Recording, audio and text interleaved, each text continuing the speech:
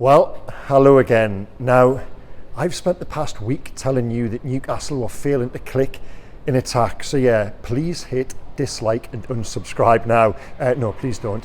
Because I think after that, an 8-0 victory, yes, 8-E-I-G-H-T,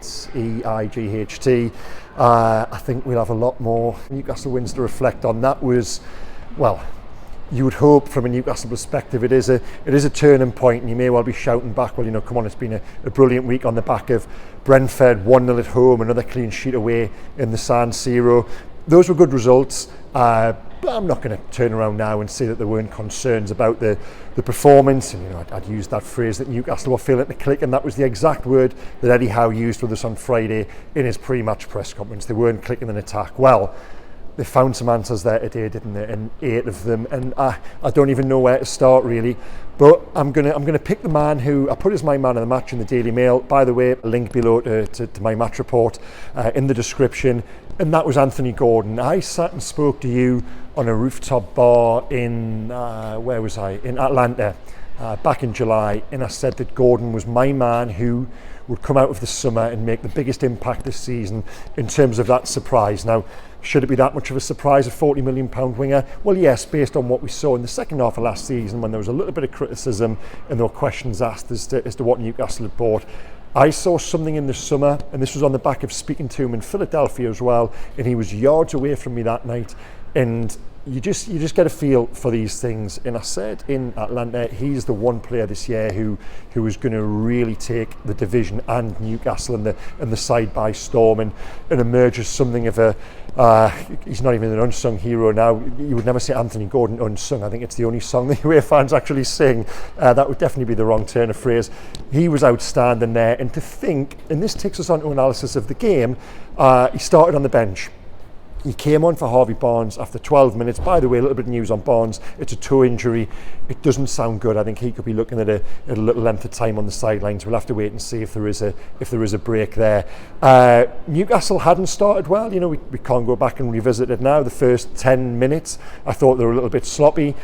Just over my shoulder there, and the goal Sheffield United were attacking. The left winger Luke Thomas had 2 good chances to score. But then, and this isn't in any way a slight on Harvey Barnes, it is celebrating the influence of Anthony Gordon. He comes on after 12 minutes and everything changes.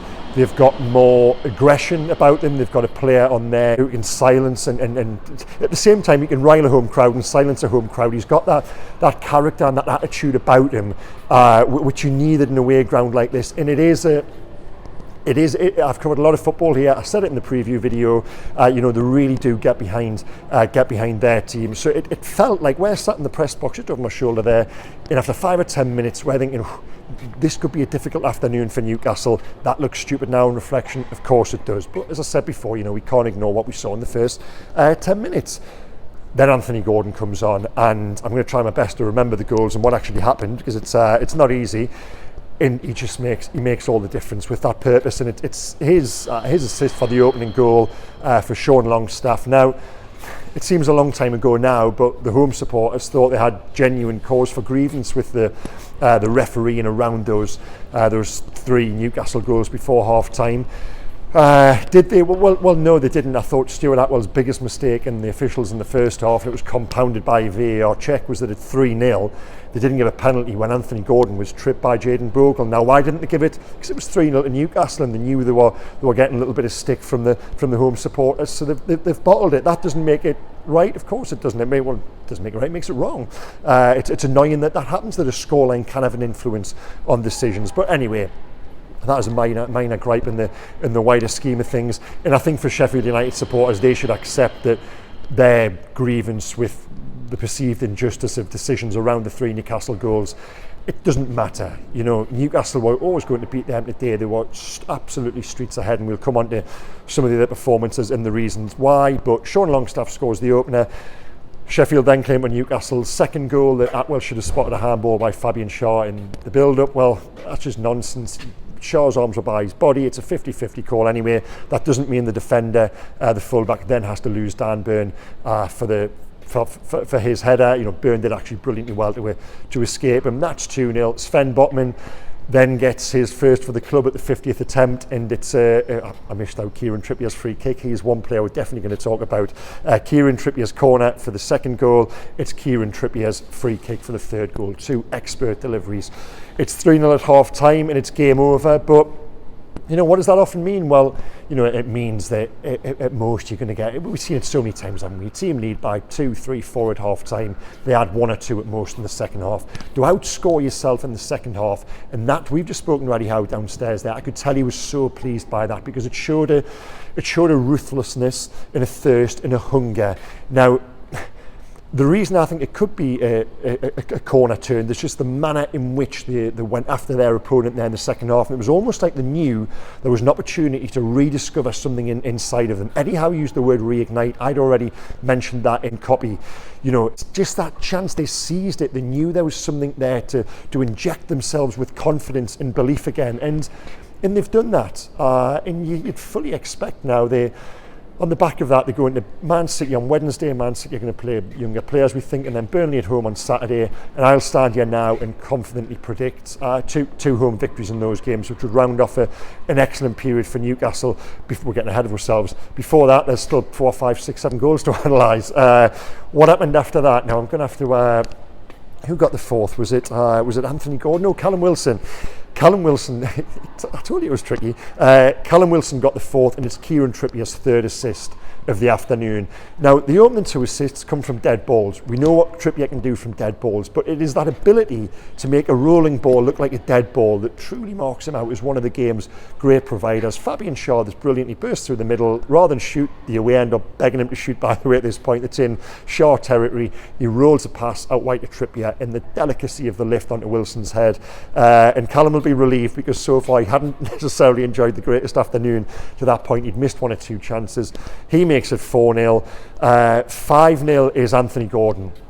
Actually, before we go on to Gordon, Trippier, Eddie Howe has just said to us there that it probably ranks as one of his best ever signings, and it's been a tremendous week for Trippier. I thought in the San Siro on Wednesday night, he looked like Newcastle's only Champions League player. He looked like a player who had been there and done it, had been to a final, had played there with Spurs, had played at the top level with Atletico Madrid.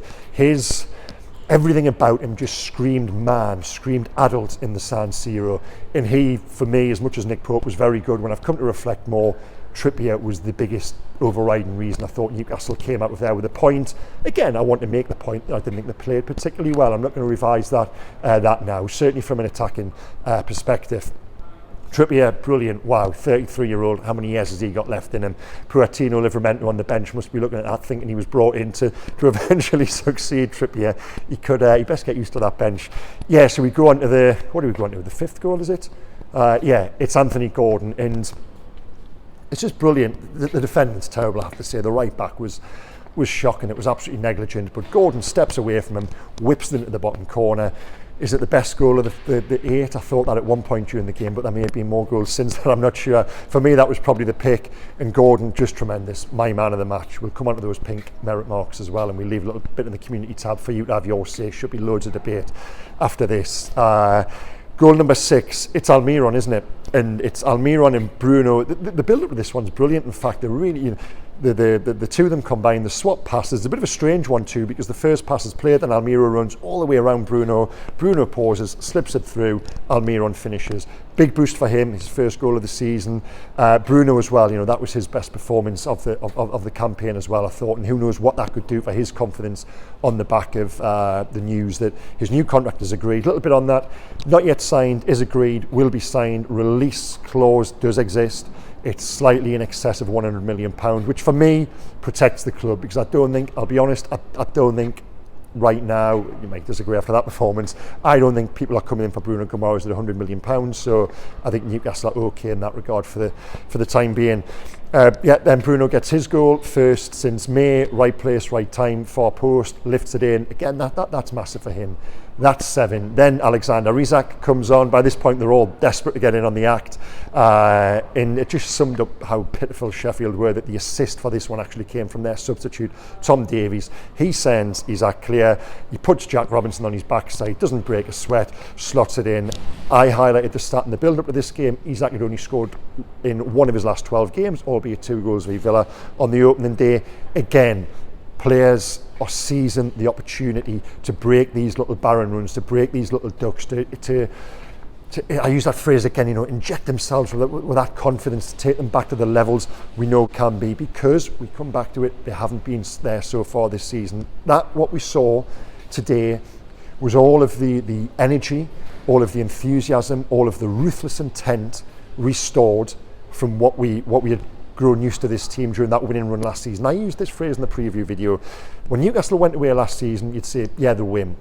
You know what, they're better than West Ham, they're better than Brentford. I come here today and I wasn't sure, just because they were sticky, they weren't at their fluent best, they weren't the team we recognised from last season. Well, from the moment of Anthony Gordon's introduction, yes, they were absolutely tremendous, and I think it will be a turning point. I really do. Yes, it's one game against a very poor team, and they've got to go on now and prove it. But to be where they are, 8th in the table after a difficult, sticky start, this has been an incredibly important week for them. They haven't conceded a goal as well. We haven't even mentioned that during the course of the last 3 games. Now, my pink merit marks: 3 stars Anthony Gordon, 2 stars Kieran Trippier. I might give 1 star to the absolute remainder of the team, but I'm going to give it to Sean Longstaff. You guys know he's a player I've got a lot of time for. I thought he was the missing ingredient in the midfield during the early weeks of the season. Isn't no coincidence. He's come back in, 3 clean sheets, 3 top performances from Sean. He's got better in every game. He got his goal there today, and I thought he was brilliant again. I'll open a community tab later where you can have your say. I dare say when I put other is the 5th option, there'll be lots of answers below the line, because there were so many you can pick there. Sven Botman, first goal, brilliant. Yeah, the list goes on. Anyway, that's all I've got time for, guys. We could talk all day about this one. So good was it from a Newcastle perspective. But there's lots to read on the Daily Mail. As I said, please visit all our platforms. Yeah, I hope you enjoyed that one. I'm sure you did, wherever you're watching, if you were here in the away end. It was certainly a good game to cover from our point of view. Plenty to get stuck into, plenty to talk about, which is what we want. That always is with Newcastle. This is, for whatever reason, this season has just been laced with intrigue, some good, some bad, some brilliant, like the day. Thank you again for watching, guys. Ignore what I said at the start. Please do hit like, and please do hit subscribe, and I'll see you again during the week, looking ahead to the Manchester City game. Okay, take care. Bye-bye.